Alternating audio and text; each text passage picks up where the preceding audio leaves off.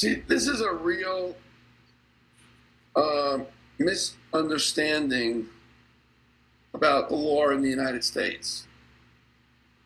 When you're claiming personal injury as a result of a product or someone's negligence, almost without exception in the United States, it is not a class action.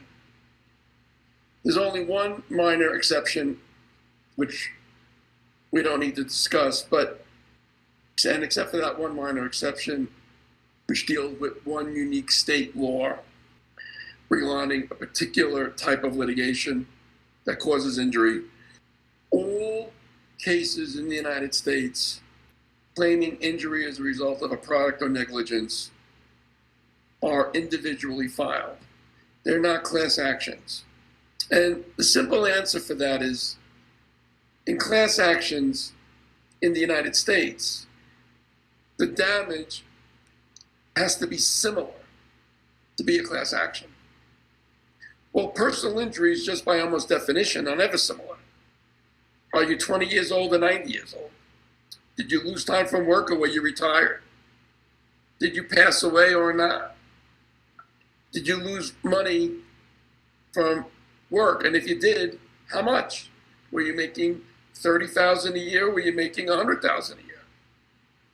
So, because the damages has to be similar, that's the reason why the law in the United States is that people who are alleging personal injuries, no matter how, can't be in a class.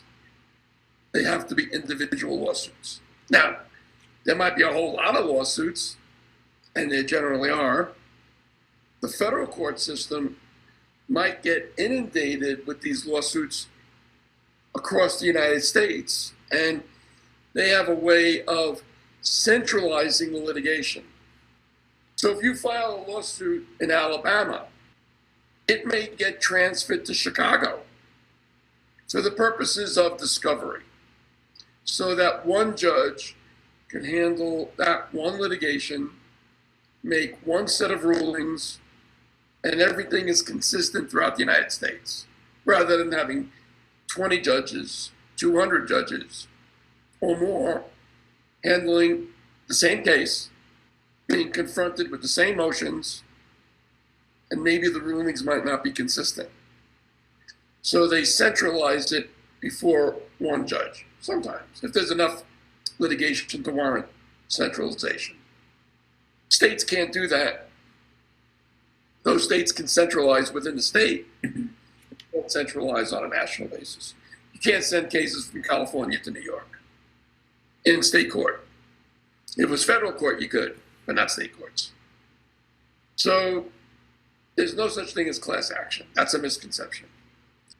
So all cases against pharmaceutical and medical device companies, which by definition have to be for serious injuries, you can't afford to bring a litigation against a pharmaceutical or medical device company for something that is not serious. It just wouldn't make sense. Wouldn't make sense to the client, and it wouldn't make sense to the lawyer. They're all going to be individually filed in state or federal court. They may get centralized.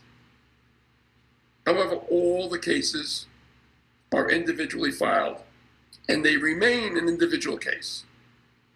And in federal court, if the cases do not get resolved during the discovery phase, federal court either could hold what they call bellwether trials on cases over which it actually has jurisdiction, meaning the parties, at least one of the parties are in their jurisdiction covered by that court, or the court can remand the case back to Alabama to get tried locally.